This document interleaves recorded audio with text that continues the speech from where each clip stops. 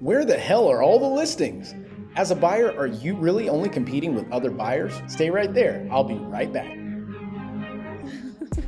were talking about money, right? Separate yourself widely from the pack moving forward. Is that something that you would be willing to have a discussion about? Because they didn't get it. They were probably like, didn't right, get it. Yeah. to follow up with your clients, to generate more leads. You know what I mean? Hello, Hump Day, and happy Wednesday. It's Mark Jones, your Millennial Mortgage expert, branch manager of Directions Home Loan here at Cantera in San Antonio, host of Key Factors podcast, and co-founder of ReviewMyMortgage.com, the largest index of mortgage programs nationally. And this is your Millennial Mortgage update. And today, we're going to be diving into a article that has a little bit of steam behind it. But before we do that, I want to jump straight into our interest rates for the day. And as usual, I will read a quick disclaimer when it comes to these rates. It says, these mortgage rates are estimated by third parties using industry averages for owner-occupied properties and do not include refinance options. Rates may vary based on the availability and lender approval. So now that that's done, let's look at these. As of yesterday, it looks like, and it has updated, we're going to play with a $300,000 average loan amount. We'll put 5% down in the state of Texas, in the great state of Texas. And we will first look at a 676 as usual. That is the current average credit score in Texas. So for a 30-year fixed conventional loan, we're looking at 4.563%.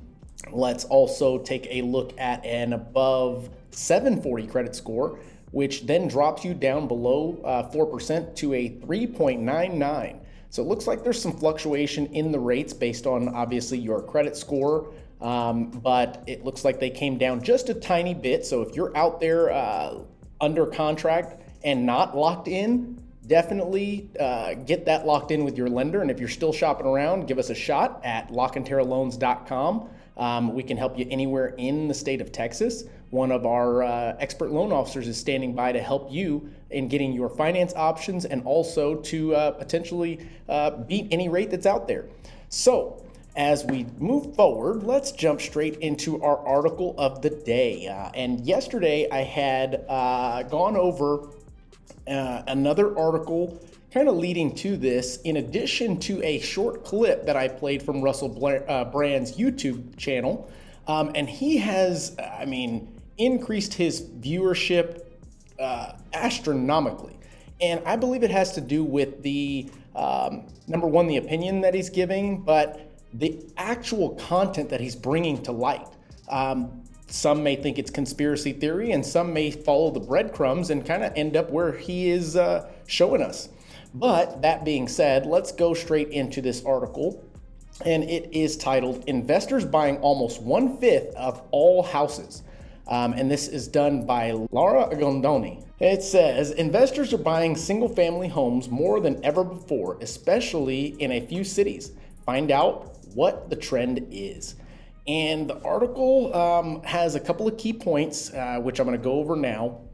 And it's number one is investors bought 90,215 homes in the third quarter of 2021, totaling $63.6 billion. That is billion with a B. And next key point is single family homes make up 74% of all investor purchases, the highest percentage on record.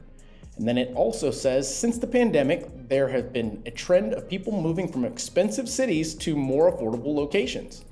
So as this article dives in, I'm going to read a little bit from it to give you guys a better perspective of where I'm coming from. It says, investing in real estate is booming, with more homes being sold to investors than ever before. Need proof? Investors bought 90,000 homes in the third quarter of 2021, totaling $63.6 billion. In the third quarter of 2021, investors made up 18% of home sales, up from 11% from last year at this time, according to the analysis by Redfin. And because rents are at an all-time high, much of those investment homes will be used for rental properties. And then it goes on to say, single-family homes are hot. Single family homes are the gold standard these days, making up 74% of all investor purchases, the highest percentage in record. And while single family homes are becoming more popular with investors, condos are failing out of favor. Let me continue. Home and rent prices increased. Part of the reason investors are spending more is because housing prices have risen. And the reason prices have risen is due to the severe housing shortage, coupled with a great demand for housing. Investors with the cash to buy properties, which make up 76% of the transactions, are seizing this opportunity to make potentially huge profits. By getting it now, investors with cash are beating out first-time home buyers who can't afford the increased price of entry and are instead renting and at a higher rent rate. So I want to stop there for a moment to kind of explain this piece.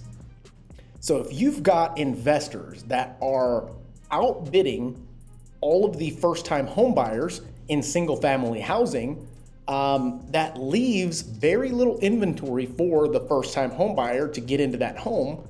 Essentially, they are then left to rent and at a higher rate.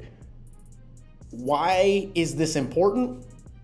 In my opinion, I believe that if we run out of homes and they're all owned by separate private entities, we'll call it the man in this segment, that leaves most potential homeowners now renters.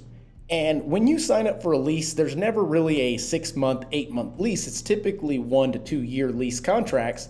You're locking yourself into a much higher rent in regards to what you're going to be paying. Now, none of these funds go towards you or your family in regards to equity and the chance of potentially getting this back one day. You're going to make somebody wealthy even wealthier. Actually, I haven't mentioned this, but most of the investment property purchases that we're talking about here are not done by your mom and pop investors. This is typically large corporations, and Russell Brand mentioned it in one of his videos, but I'll put the link in the description one more time. He mentions a company called BlackRock. So do your research on that one. Let me continue with this article. Okay, it says where investors are buying homes. Not all investors are buying single-family homes as rentals. Some are flipping, which is another reason for the shift in buying middle-priced homes. There's been a trend since the pandemic of people moving from expensive cities to more affordable locations. This group can afford a middle tier versus a lower tier home in more affordable cities. The top cities investors are buying in, and this is some good information right here. Atlanta, Georgia tops the list with 32% of homes sold in the third quarter of 2021 being sold to investors. Wow, that is a lot of homes, or a lot of the pie that is actually going to investors, people that are not ever going to live or occupy these properties. Now, if it was mom and pop investors purchasing these, I say that's great, a great way to build wealth. But if you already have a ton of money and you are simply buying up everything you can possibly get your hand on because you know that there aren't going to be any homes left for the first-time home buyer, second-time home buyer in certain price ranges, and then causing them to rent directly from you, I don't know if that's right, guys. I mean, yes, we are a capitalist society, and I do believe in capitalism, but at a certain point, So let's continue. It says Phoenix, Arizona comes second with investors 31%. Charlotte, North Carolina, also 31%. And Jacksonville, Florida with 28%. And Miami, Florida with 28%. Then Las Vegas, big drop at 14%. So this is just going to show, guys, that we've got some more challenges ahead of us as borrowers, as realtors, and also as mortgage professionals. And I believe the overall intent of this message is to challenge you to not quit. If you're a buyer out there and you are having difficulties finding a property, don't stop. It is better than the alternative of being locked into a lease, because let's take you down the road of that scenario. Let's say you after 20 homes you've lost, you then decide to rent. You go and get your rental agreement set up for the next 1 to 2 years, locked in at a fixed price, which is much higher, and I believe the statistic is about 11% higher in rent as it was the year before. And now, after the 1 to 2 years of you getting out of that rental, what do you think that the property market's gonna do? It's not gonna stop, especially here in Texas. Our values have never gone backwards. So essentially, you're putting yourself at risk for getting further behind. And if that is truly the man's objective, let's fight it. At the end of the day, it's us against them. So I believe that this should be a wake-up call for you guys and a little bit of encouragement to continue to fight. Continue to fight for your piece of the American pie. So that being said, guys, I hope you got a little bit out of this. If you are, please share with a friend, somebody that needs to hear this. Maybe there's folks out there that have been getting a little discouraged about the market and how crazy it is. Send them this video. Make sure to like and subscribe to our YouTube channel, as we are going to continue to provide daily Millennial Mortgage updates. So that being said, I have a quote that I like to say. It's hard to beat a man that never gives up. And I want you to kind of take that concept moving forward with the home shopping piece. So guys, this was your daily Millennial Mortgage update. I'm Mark Jones, your Millennial Mortgage expert, and you guys make today count. You were talking about money, right? Separate yourself widely from the pack moving forward. Is that something that you would be willing to have a discussion about? Because they didn't get it. They were Probably like, didn't right. get it. Yeah.